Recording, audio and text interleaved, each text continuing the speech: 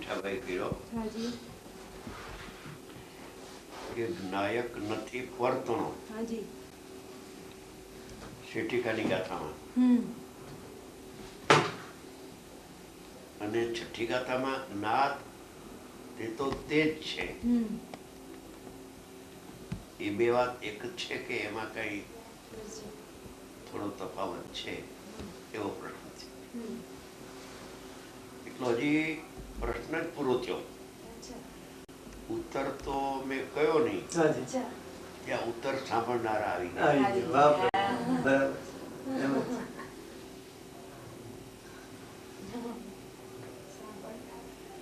એનો જવાબ એમ છે કે જ્ઞાત તે તો તે જ છે. ઈ જે શબ્દ મૂક્યો છે એ સાધક સવિકલ્પ દશામાં આવેલા છે અને સાધકની સવિકલ્પ દશા પણ ચોથે પાંચમે તો લાંબો કાળ રહે છે. છઠ્ઠે લાંબે કાળ રહેતી નથી, તો ચોથે પાંચમે તો લાંબો કાળ રહે. જે સાધક શાયિક સમ્યક દ્રષ્ટિ રામચંદ્રજી, ભરત મહારાજા વગેરે, એ તો સવિકલ્પ દશામાં છે અને જ્ઞેયો જ્ઞાનમાં જણાય પણ છે. જાણતો નથી ભલે, જ્ઞેયો જ્ઞાનમાં પ્રતિભાસે છે. એવો જે જ્ઞાનની પર્યાયનો વ્યવહાર છે, જ્ઞેયો જ્ઞાનમાં જણાય, એ વખતે નિર્વિકલ્પ ધ્યાન નથી, સવિકલ્પ છે. અને જ્ઞાનમાં જ્ઞેયો જણાય એવી સત્તા જ્ઞાનની પ્રગટ થઈ ગઈ છે. અતિન્દ્રિય જ્ઞાન એમાંય જણાય છે. એ વખતે આચાર્ય ભગવાન કહે છે કે ભલે જ્ઞેયો જ્ઞાનમાં જણાય પણ જ્ઞેયાકાર અવસ્થાના કાળમાં પણ જ્ઞાયક જણાય છે.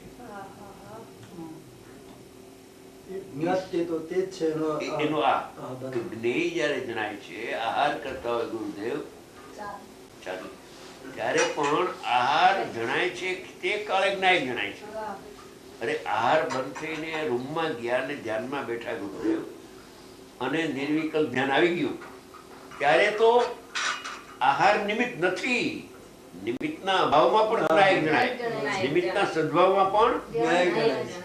તો પેલા નિમિત્તના સદભાવમાં પણ જ્ઞાયક જણાય છે. એ વાક્ય છે જ્ઞેયાકાર અવસ્થામાં જ્ઞાયક જણાય છે. હવે જયારે નિમિત્તનો અભાવ થઈ, નિમિત્ત તો છે નહીં કોઈ, ધ્યાનમાં મગ્ન છે, તો ત્યારે તો સદુપયોગ થઈને જ્ઞાયકને જ્ઞાન જાણે છે. એ નિર્વિકલ્પ ધ્યાનની અવસ્થા છે. આ સવિકલ્પ અવસ્થામાં જ્ઞેયો નિમિત્ત છે ત્યારે પણ નિમિત્ત નથી જણાતું, ઉપાદાન જણાય છે, જ્ઞાયક જણાય છે. એ સવિકલ્પ દશામાં જ્ઞાત તે તો તે જ છે. એટલે એ વખતે જ્ઞાન ફરી જતું નથી. જ્ઞેયો જણાય છે ત્યારે જ્ઞેય જણાય છે અને જ્ઞાયક નથી જણાતો એમ સાધકની અવસ્થા નથી. જ્ઞેય જણાય છે ત્યારે પણ જાણનાર જણાય છે અને સર્વપ્રકાશની અવસ્થામાં પણ જણાય છે. હા, જ્યારે રોટલી તને ભાનુબેન જણાતી હોય નિમિત્ત પડે જ્ઞાનમાં જ્ઞેય, ત્યારે પણ તારા જ્ઞાનમાં તો આત્મા જણાઈ રહ્યો છે. સમય સમયે આત્માનું જાણવું છૂટતું નથી. નિમિત્તના સદભાવમાં કે નિમિત્તના અભાવમાં પણ જાણનાર જણાય છે. સર્વકાળે અચન ધારાવાહી. ઈ આ છે છઠ્ઠા ગાથાનો મર્મ. અને જ્ઞાયક નથી પરતણો, સમજે ગયા? એમાં તો ઈ જે છઠ્ઠા ગુણસ્થાને નિમિત્ત થતું હતું, ઓલું ઈ કે છે કે જ્ઞાયક ઈ પરને જાણતો જ નથી, એ તો જાણનારને જાણે છે. એટલે એમાં તો વ્યવહારનો નિષેધ કર્યો. ઓમાં વ્યવહારનો સદભાવ, એમાં પણ જાણનાર જણાય. હવે આમાં તો કે છે જ્ઞાયક નથી પરતણો, જ્ઞાયક પરને જાણતો જ નથી. 5 મહાવ્રતના પરિણામ નું લક્ષ છોડીને જ્ઞાયકમાં વયો ગયો.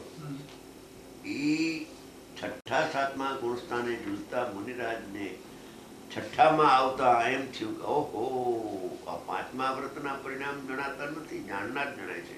ત્યાં ફટ સાતમા વહી ગયા. એમાં વિધિ નિષેધનો વિકલ્પ છે. ઓમાં વિધિ નિષેધ, આમાં ઓમાં તો વિધિ નિષેધ હતું જ કે જણાય છે જ્ઞેય, જ્ઞેયને જાણવા વખતે જાણનાર જણાય છે. આમાં તો જ્ઞેયને જાણવાનું બંધ કરીને જ્ઞાયક જણાય છે, જ્ઞેયને જાણતો જ નથી. અહીંયા તો એને નિષેધ કરે છે. वो तो साधक का प्रमाण ज्ञान था. हाँ, प्रमाण ज्ञान. सविकल्प दशा में प्रमाण ज्ञान था कि ज्ञाकार अवस्था में अपन ज्ञायक जनाय है. उसमें विधि निषेध की बात ही नहीं थी. हाँ. अभी चारित्र की अपेक्षा से और स्वरूप में शुद्धोपयोग के लिए फिर से उसको जानना बंद करके ज्ञायक को ही जानते हैं. तो शुद्धोपयोग साथ में उसका नाम ज्ञान के पर्याय का निश्चय, यानी शुद्धोपयोग. शुद्ध परिणति नहीं, शुद्ध परिणति चलती थी. शुद्ध परिणति नहीं, शुद्धोपयोग न तो इधर तो सदुपयोग करने के लिए ज्ञायक નથી. એ ચારિત્રની અપેક્ષા એ પોતાથી વાત કરીને અજ્ઞાની પ્રાણીઓને સમજાવે છે કે તમને પણ પર જણાતું નથી. એમ જ્યારે તમે જાણશો ત્યારે તમને સમ્યક દર્શન થશે, સદુપયોગ થશે. उसमें प्रमाण था और इसमें शुद्ध नहीं की बात. हाँ, एकली शुद्ध नहीं की बात है. इतना फर्क है दो में बस. बहुत अच्छा. प्रमाण वक्ते व्यवहार जણાય છે ત્યારે પણ નિશ્ચય તો જણાય જ છે. નિશ્ચય તો હોય જ. ત્યારે તો પ્રમાણ છે. નિશ્ચય પૂર્વક પ્રમાણ હોય, વ્યવહાર હોય. નિશ્ચય ન હોય તો પ્રમાણ હોય જ નહીં. ન હોય. નિશ્ચય ન હોય તો પ્રમાણ ન હોય. આત્મા ન જણાતો હોય તો પર જણાય જ નહીં. શાબાશ. સહી બાત.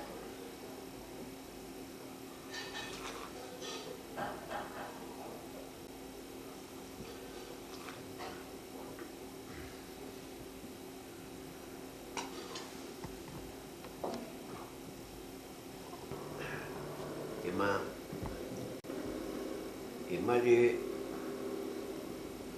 નયની વાત કરી છે, પ્રમાણ પૂર્વક નયની જે વાત કરી છે, પ્રમાણ પૂર્વક નયની જે વાત કરી છે,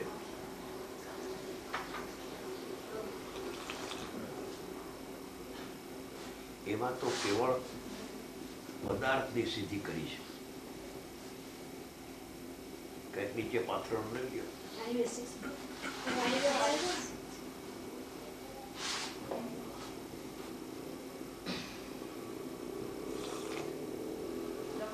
એમાં તો એકલા પદાર્થની સિદ્ધિ અને પદાર્થનો ધર્મની સિદ્ધિ, ધર્મીની સિદ્ધિ અને એનો એક એક ધર્મ એ નહીં છે.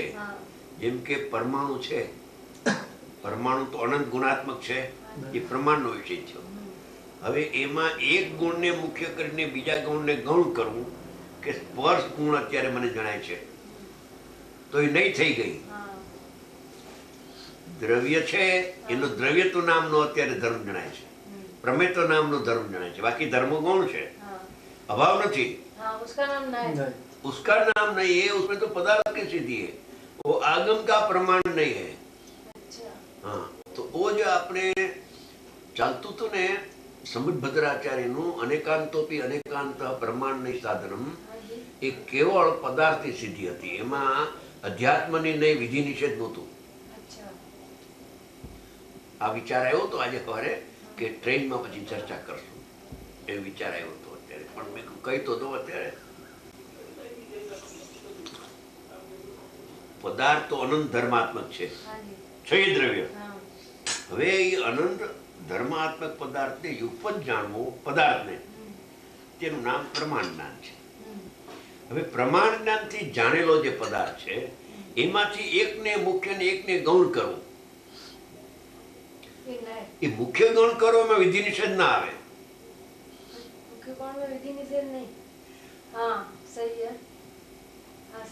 સ્પર્શ નામનો એક ધર્મ છે, એને તમે મુખ્ય કર્યો. રસ નામના ધર્મને તમે ગૌણ કર્યો જાણવા માટે, તો એ નહીં થઈ ગઈ. નહીં એક એક ધર્મને વિષય કરે છે. નયોનો સમૂહ તે પ્રમાણ ને ધર્મોનો સમૂહ તે ધર્મી પ્રમેય. આ જે વાત છે અત્યારે આત્માની ને એ વાત નથી, આ તો ખાલી પદાર્થની વાત ચાલે છે. નયોનો સમૂહ તે પ્રમાણ અને ધર્મોનો સમૂહ તે પદાર્થ ધર્મી. એક એક ધર્મ છે એવા અનંત ધર્મ પદાર્થમાં છે. એક એક ધર્મને વિષય કરનારી એક એક નહીં છે અને અનંત નયોનો સમૂહ તે શુદ્ધ જ્ઞાન પ્રમાણ અને સામે અનંત ધર્મ એક એક ધર્મને જાણનારી એક એક ને હતી ને તો અનંત ધર્મનો સમૂહ તે ધર્મી પદાર્થ દ્રવ્ય. उसमें मुख्य कौन होता है? उसमें विधि निषेध नहीं होता है. આ ગુરુદેવ મુખ્ય ગુણના શબ્દો વાપરતા હતા કોઈ કોઈ વખતે. એટલે જ્યારે એ એક ધર્મને જાણે છે ત્યારે બીજા ધર્મનો અભાવ નથી. હા બસ એટલું ગૌણ છે. ગૌણ છે એમ. ઈ વાત જુદી છે. ઈ પદ્ધતિ આખી અલગ થઈ ગઈ. એ આ આખી પદ્ધતિ જુદી થઈ ગઈ. આ વાત કરું અધ્યાત્મની પદ્ધતિ આખી જુદી છે. આગમની નહીં ને અધ્યાત્મની નહીંમાં બહુ ફેર છે. ઓમાં જ્ઞાનની શુદ્ધિ થાય માત્ર અથવા અન્ય મતનું ખંડન થાય છે અથવા પ્રમાણમાં આવી જાય જીવ. આગમમાં આગમનું પ્રમાણ નહીં જુદી અને આ પ્રમાણ નહીં જુદી છે તદ્દન. ઓમાં વિધિ નિષેધ ના આવે, મુખ્ય ગુણ આવે. એની તો જાત જ જુદા પ્રકારની છે. બિલકુલ જુદું છે. ત્યારે એકદમ એ આ ભાઈ વાંચ્યું ને મેં સાંભળ્યું, સમજી ગયા.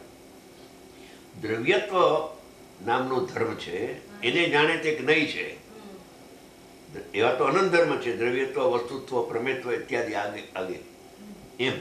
અથવા એની 20 પર્યાયો, દાખલા તરીકે તો એક એક પર્યાયને જાણે આખા પદાર્થમાંથી, બાકીને ગૌણ કરે તો એ જુદી વાત થઈ ગયા. એમાં વિધિ નિષેધ નથી. એ પ્રમાણ નહીં જુદું અને આ નહીં પ્રમાણ થાય છે એ જુદું. ગૌણ મુખ્યમાં આગમ પ્રમાણ નહીં. હા. અને વિધિ નિષેધ અધ્યાત્મ પ્રમાણ નહીં. હા. એ અનુભવ થાય છે વિધિ નિષેધમાં અને પછી પાછું જે પ્રમાણ જ્ઞાન થાય એ આખા પ્રમાણ જ્ઞાનમાં એ પણ પછી એમાં વિધિ નિષેધ વિના એક એક ધર્મને જાણે, એને પણ આત્માને પણ જ્ઞાનને જાણે, દર્શનને જાણે, ચારિત્રને જાણે તો બીજા ગૌણ થઈ જાય. એ પદાર્થનો આખો વિષય પ્રમાણ એમાં એક એક ધર્મને જાણે નહીં પણ એ જાણવાનો વિષય બધો આવ્યો. એમાં કઈ હે ઉપાદેય ના આવ્યો, વિધિ નિષેધ ના આવી.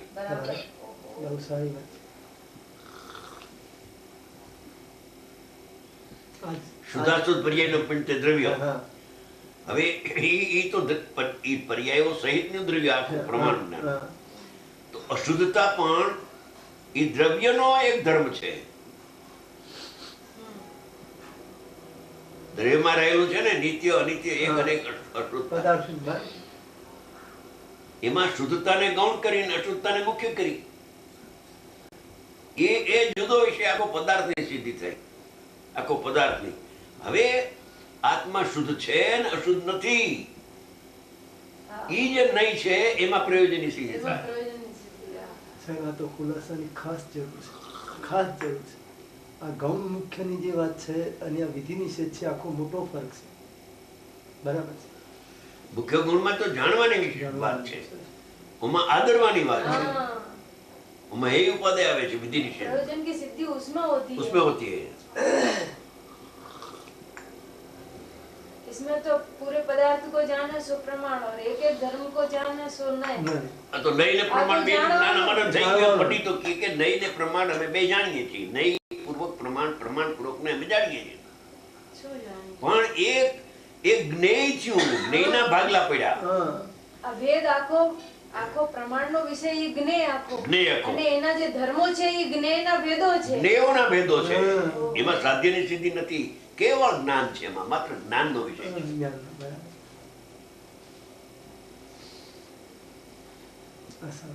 ગૌણ મુખ્યની વાત આવતી, આ ગૌણ મુખ્ય જાણવાનો વિષય છે અને આ વિધિ નિષેધ છે એમાં પ્રયોજનની સિદ્ધિ છે. એમાં મુખ્ય ગૌણ નથી. કારણ કે શુદ્ધતા મુખ્ય અને અશુદ્ધતા ગૌણ એમ નથી. મોટો ફરક છે. મુખ્ય ગુણમાં હંમેશા પ્રમાણમાં મુખ્ય ગુણ હોય, વિધિ નિષેધમાં મુખ્ય ગુણ હોય. વિધિ निषेध में तो मेरे में ये है ने ये नहीं है। मैं अकर्ता हूँ न करता नहीं हूँ। बाद में अनुभव होने के बाद अकर्ता कर्ता को जानते हैं, समझे? ये सारे प्रमाण ज्ञान हो गया। अध्यात्म प्रमाण, अनुभव पूर्वक प्रमाण, अक्रमे ये जुदी बात। आत्मा ने जानता आत्मा ना अनंत धर्मो जणाई जाए। કારણ કે જ્ઞાયક ને જાણતા બધા ધર્મો, એમ આત્માને જાણતા આત્માના અનંત ધર્મ જણાઈ જાય. પણ આત્માને જાણવો કેમ? કે જ્ઞાયક છું ને પ્રમત્ત પ્રમત નથી, દ્રવ્ય સામાન્ય છું ને વિશેષ મારામાં અભાવ છે, એવું સામાન્ય છે. વિશેષની આંખ બંધ કરીને સામાન્યને જાણે ત્યારે એને અનુભવ થાય. એ જુદો વિષય આખો. આખા હજારો લાખો શાસ્ત્ર પહેર્યા છે ને, એ આ પ્રમાણનું, દ્રવ્યના પ્રમાણ, દ્રવ્યની પર્યાયની ગૌણ મુખ્ય ગૌણ કરીને એ જુદો વિષય છે. એ જે સપ્તબંધી આને કરી છે ને સમંતભદ્ર આચાર્ય, એનો ખુલાસો આજે વિશેષ મને થયો કે અનેકાંતોપી અનેકાંત પ્રમાણ નહીં સાધનમ. સમજી ગયા? એમાં આગમની વાત છે, એમાં આવલી વાત નથી આવતી. આપણે એમાં ઉતારતા હતા, એમાં આપણે ઉતારતા હતા, ઉતારી શકાય છે, ઉતરી શકાય છે બરાબર. પણ જે એને લખનારે લખ્યું છે એમાં તો એની આટલી લિમિટેડ વાત છે. બેન કુલ ભગવાન ન હોત તો આ નહીંનો જન્મ ન થાત અધ્યાત્મમાં. ઓમાં દ્રવ્યાર્થિક નહીં ને પર્યાર્થિક નહીં, આમાં નિશ્ચય નહીં ને વ્યવહાર નહીં. અધ્યાત્મમાં નિશ્ચય નહીં ને વ્યવહાર નહીં. નિશ્ચય નહીં, સ્વાશ્રિત નિશ્ચય નહીં, પરાશ્રિત વ્યવહાર નહીં, અથવા ભેદાશ્રિત વ્યવહાર નહીં. એ જુદો વિષય ને ઓલો જુદો વિષય. જોકે દ્રવ્યાર્થિક ને પર્યાર્થિક નો ઉપયોગ કરે છે ઉનકુંદ આચાર્ય ભગવાન, પણ દ્રવ્ય સામાન્ય ને જાણનારું એકલું, એમાં પણ એટલું જ લેવું. સમજી ગયા? જે 19 ગાથામાં લીધું છે દ્રવ્યાર્થિક પર્યાર્થિક, સમજી ગયા? એ લેવાય. પણ નિશ્ચય નહીં ને વ્યવહાર નહીં નો પ્રયોગ તો કેવળ અધ્યાત્મમાં આવે છે. દ્રવ્યાર્થિક પર્યાર્થિક નો વિષય અને એના શબ્દનો પ્રયોગ તો બધા આગમમાં આવે. પદાર્થની સિદ્ધિમાં એ પ્રયોગ ખરેખર તો, અને આ જે છે નિશ્ચય વ્યવહારનો એ પ્રયોજનની સિદ્ધિમાં સ્વાશ્રિત નિશ્ચય ને પરાશ્રિત વ્યવહાર, નિશ્ચય નહીં વડે વ્યવહારનો નિષેધ કરવો એ વિધિ નિષેધ અધ્યાત્મમાં છે. અને સમ્યક દર્શન એમાં થાય છે. ઓમાં પંડિત થાય પણ જ્ઞાની ન થાય. બધા ધર્મને એકને મુખ્ય ને એકને ગૌણ, મુખ્ય ગૌણ, મુખ્ય ગૌણ, મુખ્ય ગૌણ. મુખ્ય તો કરે છે ને, ગૌણ કરે સાથે મુખ્ય તો કરે છે ને. પણ મુખ્ય કરે છે પણ એમાં નહીં, એટલે એમાં જ ભૂલ ખવાય છે. એ ભૂલ છે. મુખ્ય કરે એમાં ભૂલ. એક ધર્મને મુખ્ય કર્યો, બીજો ધર્મને ગૌણ કર્યો, પણ એમાં આત્મા ક્યાં આવ્યો?